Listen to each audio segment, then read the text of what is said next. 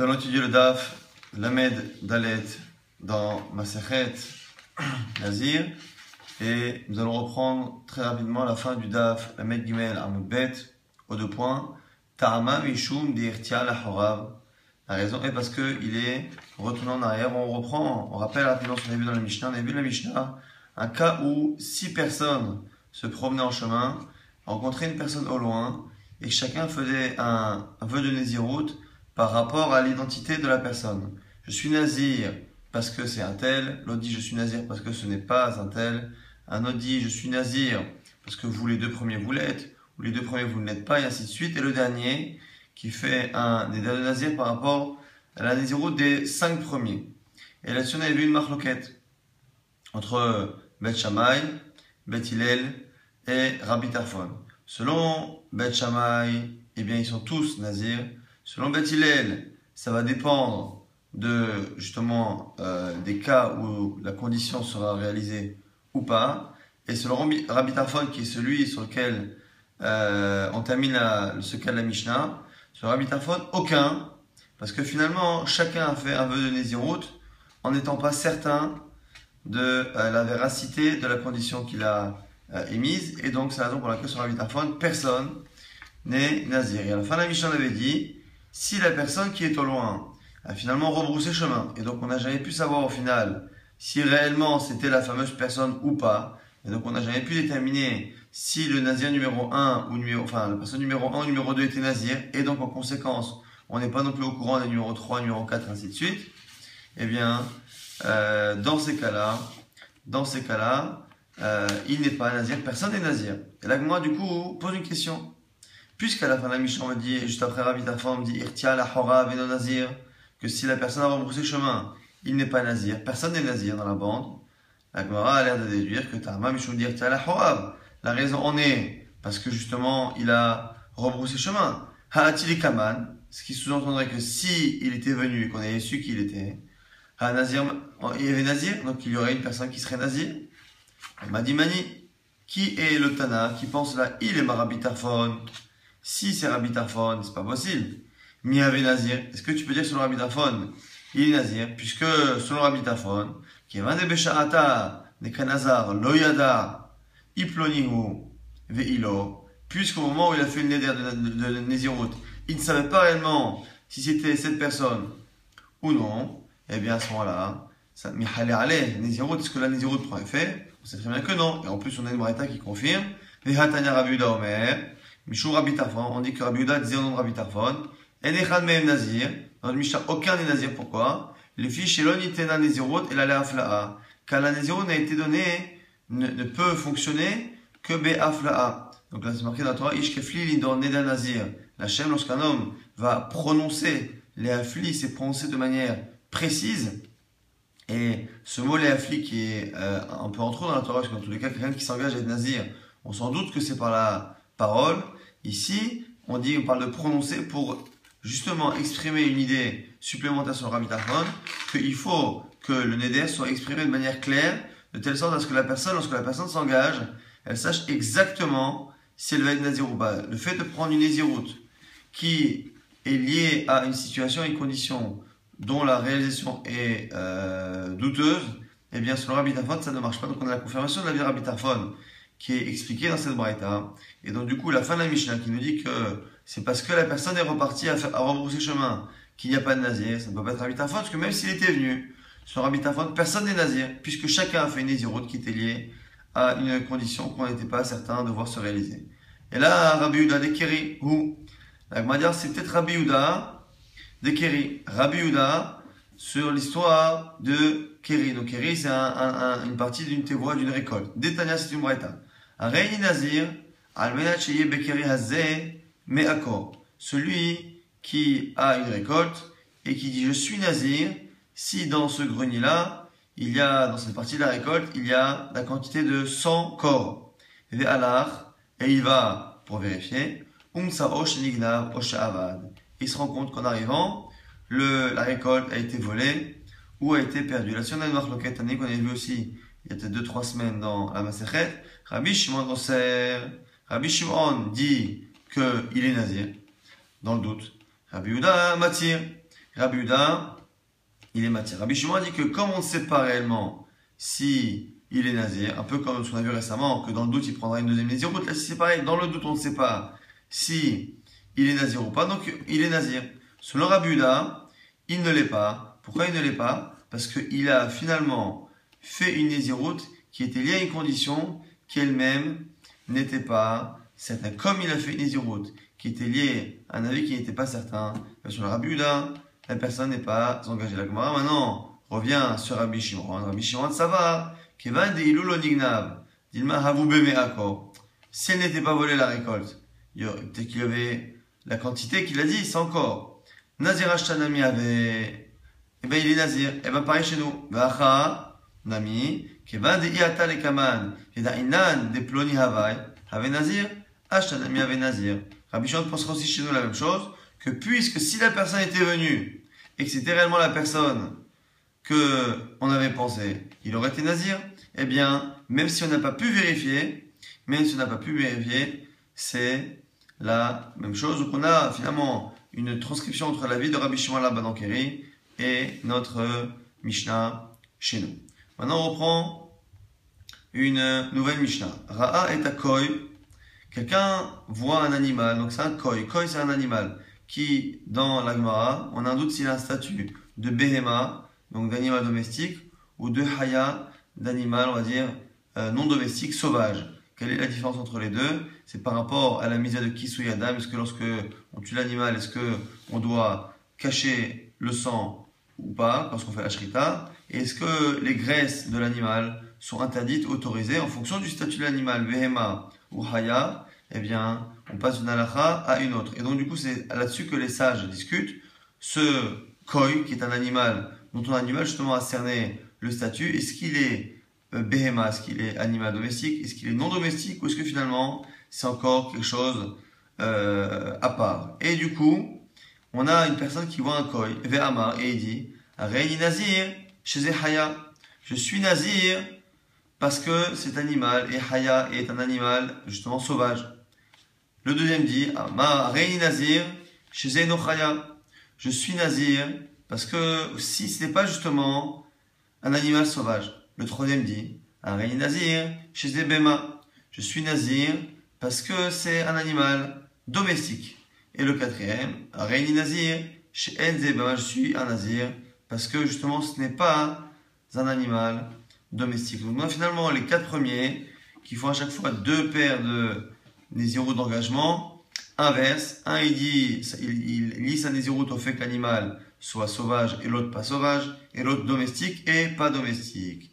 Le cinquième vient et dit, Reini Nazir, chez Chaya ou Behema. Je suis Nazir parce que cet animal, il est à la fois Chaya et à la fois Behema. Le sixième dit, Reini Nazir, chez Enze lo Chaya, velo Behema. Le sixième dit, je suis Nazir parce que c'est ni l'un, ni l'autre. Donc on a vu finalement toutes les éventualités. Est-ce que la personne lit son éder de Nazirut au fait que ce soit Chaya, un animal sauvage ou pas sauvage, domestique ou pas domestique, les deux ou aucun des deux. Et dans ce cas-là, si on a d'autres personnes qui viennent et qui disent Reini Nazir, Shechan Mikem Nazir, je suis Nazir si un de vous est Nazir. Et Reini Nazir, je suis Nazir si aucun de vous n'est Nazir. Donc on est arrivé à 8 personnes. Et à la fin, un dernier qui dit Reini Nazir, Shekulchem Nazirim. Et le dernier dit quoi? Je suis Nazir parce que vous êtes tous Nazir. Donc si on reprend, deux qui disent, un qui dit parce que cet animal est sauvage, l'autre qui dit pas sauvage. Le troisième qui dit parce que l'animal est domestique. Le quatrième qui n'est pas domestique. Le cinquième parce qu'il est à la fois domestique et sauvage. Le sixième qui dit à la fois parce que l'animal est ni l'un ni l'autre. Le septième qui dit je suis nazir si un des 6 premiers est nazir. Le huitième dit je suis nazir si aucun de vous n'est nazir. Et le dernier, le neuvième qui s'exprime par rapport aux 8 premiers, qui dit je suis nazir si vous êtes tous nazir. Et que nous dit ici la Mishnah? Rekulan Nezirin. Ils sont tous Nézirin. Ça, c'est le sac de la Mishnah. La Gemara dit Tanechada Tisha'a Nézirim. Vetania idar, tesha neziruyot. Quand dans la Mishnah on a donné finalement 9 personnes, et à la fin tout le monde est nazir, là, Gemara nous dit par rapport à cela, on a deux braïtot. Donc la braïta qui vient expliquer plus ou moins la Mishnah, en tout cas la reformuler. On a une braïta qui dit que dans cette Mishnah-là, il y a 9 nézirim. 9 nézirim. Et il y a une braïta qui dit qu'il y a 9 nézirouyot. C'est-à-dire, il y a un cas où il y a une personne qui peut avoir 9 nézirouyot différentes à 9 moments différents. La Gemara dit Bish la matisha nézirim, qui gode avec Gavret fait, des pisés azilbé. Le cas où on a 9 personnes qui sont nézirim, on peut comprendre, c'est finalement le cas que l'on connaît. On a dit le cas de 6, plus un septième, plus un huitième. C'est le cas qu'on connaît. Et là, Tesha Nézirouyot, les Chad Gavra. Comment on peut avoir 9 Nézirouyot pour une même personne? Et Chimashkachatla, comment c'est possible? Bish la Mashit, Mashkachatla Keditnan. À la limite, 6, je peux comprendre si la personne elle-même a fait les 6 Nedarim que l'on a vu au début de la Mishnah. Il dit je suis nazir, si c'est Chaya, si c'est pas Chaya, si c'est Behema, si c'est pas Behema, si c'est les deux, si c'est aucun des deux, on peut comprendre parce que finalement, tous les 6 premiers cas ne sont pas liés à la personne qui a parlé. Autant dans la Mishnah qu'on a vu précédemment, on avait 2 personnes. Il disait je suis nazir si c'est un tel qui est au loin, l'autre il dit je suis nazir si c'est pas lui, et après le 3e, le 4e, le 5e et le 6e s'exprimer par rapport au statut des premiers. C'est effectivement une même personne ne peut pas elle-même faire cela. Mais ici, dans notre Mishnah, on voit que les 6 premiers cas, à chaque fois, c'est un nazir qui est lié à une condition différente. Je suis nazir, donc autant ça peut être 6 personnes différentes, mais on peut aussi le retrouver avec la même personne. Je suis nazir si cet animal est ça ou n'est pas ça, et si ou n'est pas si, et si c'est les deux ou si c'est aucun des deux. Donc on a les 6 nézirouyot, donc Bish la Mashid, Mishkachatla, 6 au moins j'ai trouvé Keditnan, comme dans la Mishnah. Abatlat, Echimashkachatla. Comment je trouve finalement les 3 derniers? Amarav Shechet, Kegon de Amar, Areini Nazir, Unzirut Hakol Alay. C'est un cas où à la fin, il a en plus pris, donc c'est un cas où il y a 6 personnes. C'est un cas où il y a 6 personnes. Et en plus de cela, on a une personne qui a vu les 9 personnes de notre Mishnah et qui dit Areini Nazir ou Nzirut Akol Alay. Je prends la Nézirut de tout le monde sur moi. Donc finalement, c'est le cas que nous on connaît de la Mishnah, le cas où il y a 9 personnes. Donc les 6 premiers qui ont fait une Nézirut par rapport au statut Chaya ou Behema ou les deux ou aucun des deux. Donc on a bien les 6 premiers, plus celui qui dit je suis Nazir si vous l'êtes, s'il y a un Nazir parmi vous, s'il n'y en a aucun, et si vous l'êtes tous.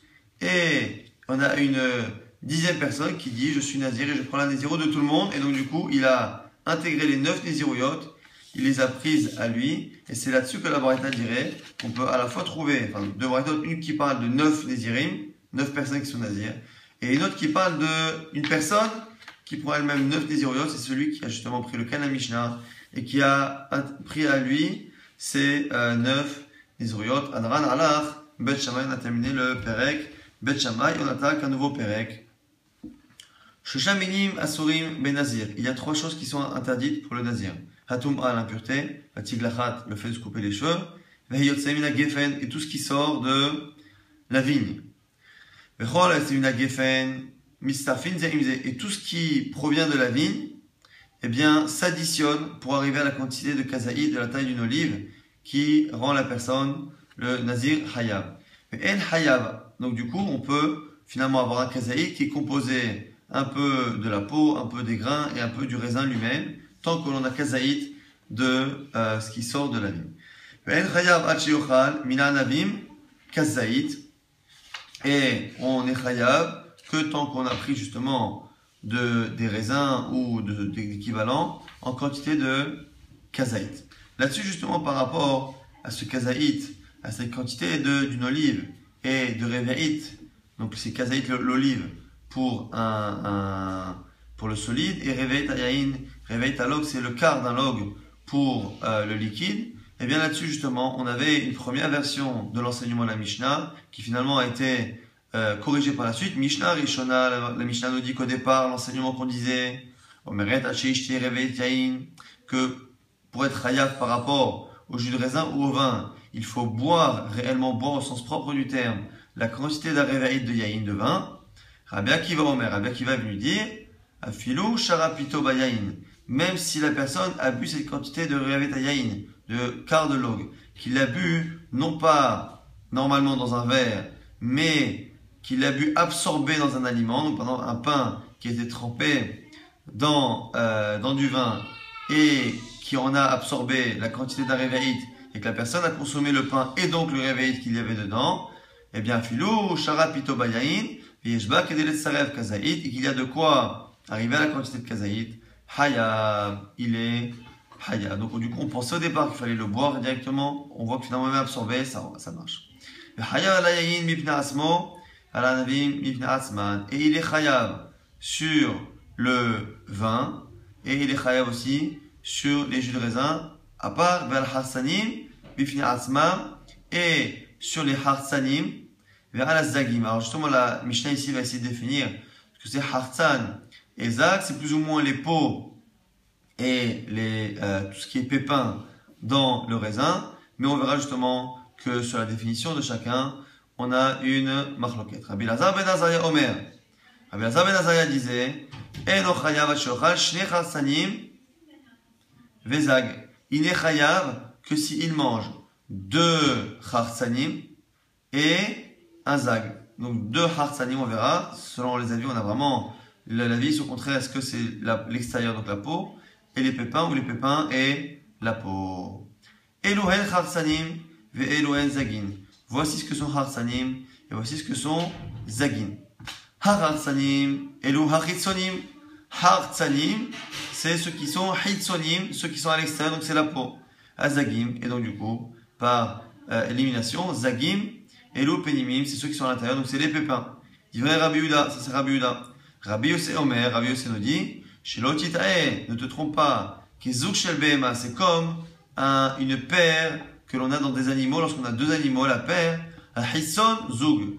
Celui qu'on appelle Zug, c'est celui qui est à l'extérieur, et donc Zag, c'est ce qui est à l'extérieur aussi. Apenimi, Ainevel, et celui qui est à l'intérieur, on l'appelle Ainevel, et donc du coup, pareil, ce sera Zag, celui qui est à l'extérieur, donc c'est la peau, et Harsanim, les pépins qui seront à l'intérieur. Donc finalement, si on reprend ce qu'on a vu dans la Mishnah, on a vu que, à la fois évidemment, la touma, l'impureté, le fait de se couper les cheveux, le fait de boire, de prendre tout ce qui est de la vigne est interdit. On a vu que l'on peut additionner tout ce qui provient de la vigne pour arriver à la quantité de kazaïd qui est nécessaire pour être hayab.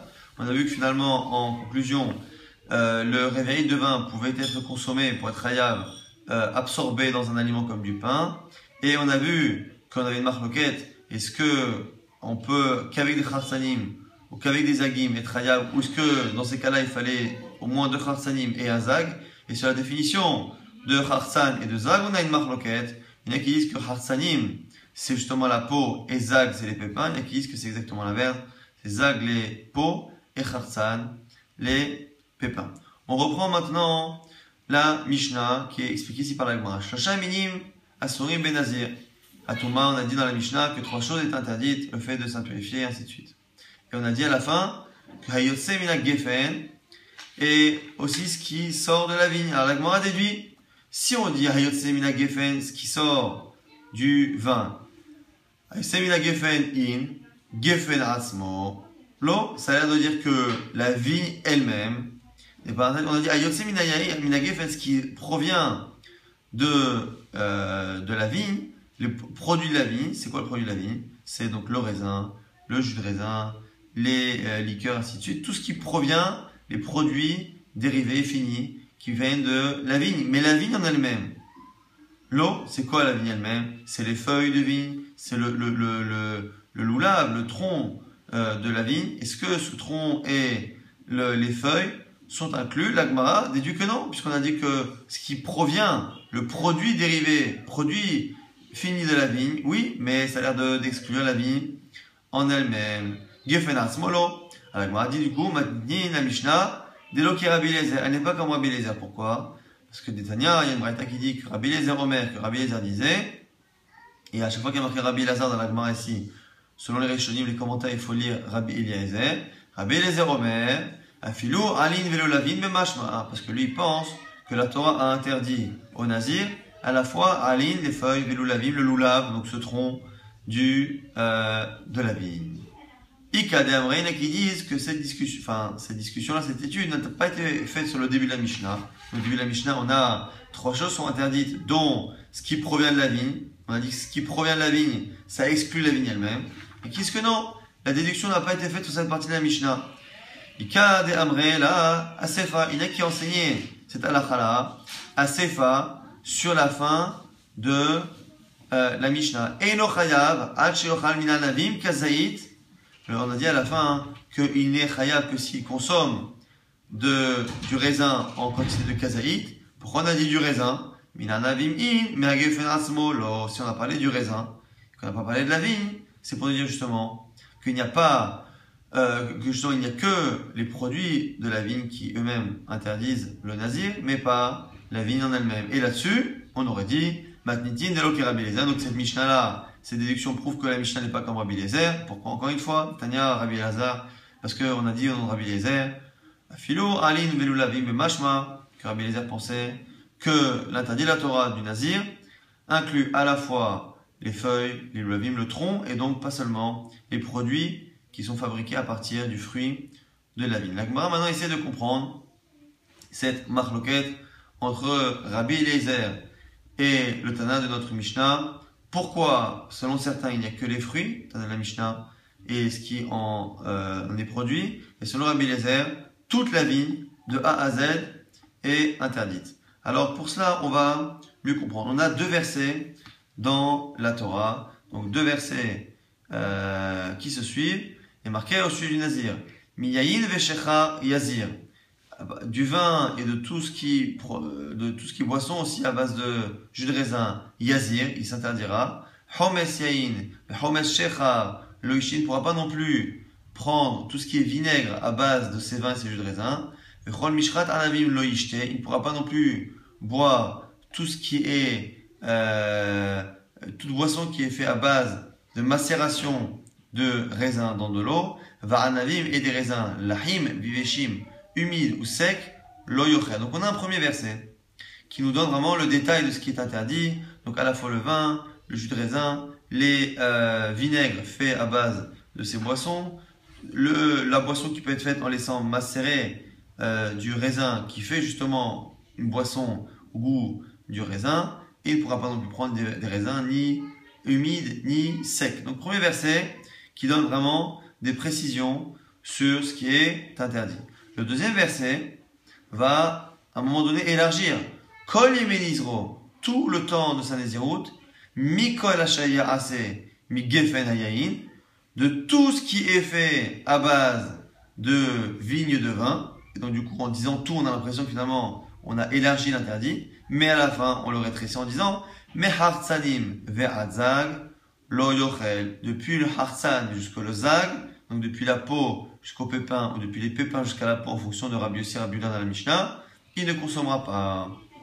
Donc finalement, on a le premier verset qui est assez précis, qui nous donne vraiment la liste de ce qui est interdit. Le deuxième verset qui élargit en disant Mikol Hashaya Semigifani, de tout ce qui est fait à base de vigne de vin, et à la fin, éventuellement, encore une liste de choses interdites qui sont les pépins et les peaux. Et justement, par rapport à cela, on va, justement, ces 2 versets, on va essayer de comprendre la marloquette entre Rabbanan et entre Rabbi Eliezer. Pemai, Kamil Plageke, le sujet de la discussion. Rabbi Eliezer d'Arish Ribouye ou Miaouté. Rabbi Eliezer, il est d'Oresh, il apprend les enseignements à partir de Ribouille et Miaout, ce qu'on a rajouté et ce qu'on a justement exclu. On a élargi une définition et on l'a diminué. Rabbanan, Darché Klal, Oufrat, Klal Oufraté, et Rabbanan, ils sont dans un autre type de limoud